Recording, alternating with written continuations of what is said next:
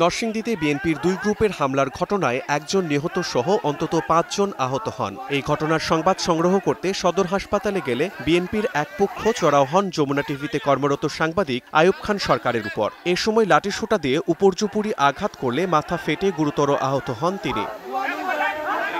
হামলার সময় অন্যান্য সাংবাদিক ও উপস্থিত লোকজনের সহায়তায় হাসপাতালের ভেতরে আশ্রয় নেন সাংবাদিক আইয়ুব। এই ঘটনায় সাংবাদিক মহলে দেখা দিয়েছে উদ্বেগ ও উৎকণ্ঠা। আমার উপর যারা হামলা করেছে তার মধ্যে কাইয়ুম আছেন, যিনি আলুকবালি ইউনিয়ন বিএনপির সদস্য ছিলেন।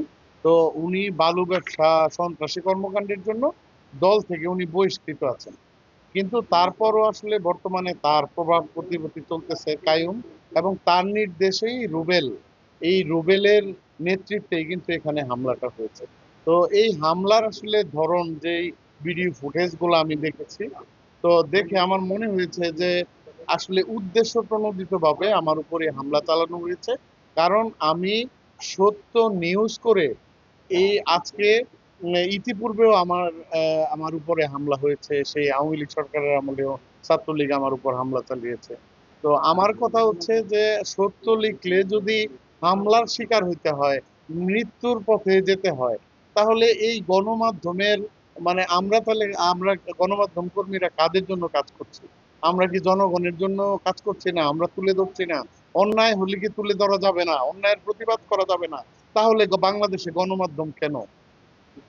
আমি এটার সঠিক সুস্থ বিচার চাই। দায়িত্ব পালন করতে গিয়ে সাংবাদিকের উপর এই হামলার তীব্র নিন্দা জানিয়েছেন জেলায় কর্মরত সাংবাদিকেরা। পাশাপাশি সন্ত্রাসীদের দ্রুত গ্রেফতার করে আইনের আওতায় আনার দাবি তাদের। আমরা কাজ করতে গিয়ে যদি হামলা শিকার হয়, আমরা কিভাবে কাজ করবো আমরা এই হামলা তীব্র প্রতিবাদ জানাচ্ছি এবং অবিলম্বে দোষীদের গ্রেফতার করে আইনের আওতায় এনে বিচার করার দাবি জানাচ্ছি। বিভিন্ন গণমাধ্যমের কর্মীরা যখন এখানে আসে, তো এই সংবাদ সংগ্রহ করতে গেলেই এই কতিপয় কিছু লোকজন আমাদের যমুনা টিভির যে আইয়ুব খান সরকারের উপর যে অতর্কিত হামলা করে, এই হামলায় সে গুরুতর আহত হয়। সারা দেশে আমরা প্রতিদিন দেখছি সাংবাদিকদের উপর হামলা হচ্ছে, সাংবাদিকদের কোনো নিরাপত্তা নাই। নরসিংদী তো একাধিক সময়ে বিভিন্ন গণমাধ্যমের কর্মীদের উপর হামলা হয়েছে, কিন্তু প্রশাসনিক কোনো ব্যবস্থা না নেওয়ায় দিন দিন সাংবাদিকরা তাদের পেশাগত দায়িত্ব পালনে নিজেদের নিরাপত্তাহীনতায় ভুগতেছে। হামলার পর আহত সাংবাদিককে তাৎক্ষণিক চিকিৎসা দেওয়া হয়, তাকে পর্যবেক্ষণে রাখা হয়েছে বলে জানিয়েছেন চিকিৎসক। এ ঘটনায় পুলিশ বলছে ঘটনাস্থল তাৎক্ষণিক পরিদর্শন সহ অপরাধীদের ধরতে কাজ করছেন তারা। যখন আমার রুমে উনি আসছেন, ওনার মাথা হচ্ছে এই ডান পাশ থেকে হচ্ছে প্রচুর ব্লিডিং হচ্ছিল। আমরা তৎক্ষণাৎ ওনাকে আমাদের ইমার্জেন্সি থেকে যে ব্রাদাররা আছেন ওনারা এসে এইখানে ড্রেসিং করলো।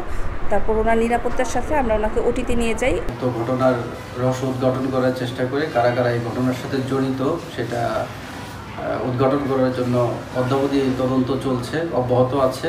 আর এই ঘটনার সাথে যারা জড়িত তাদেরকে আইডেন্টিফাই করে আমরা আইনানুগ ব্যবস্থা নিব।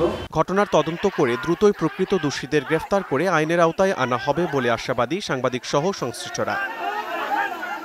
সময় সংবাদ, নরসিংদী।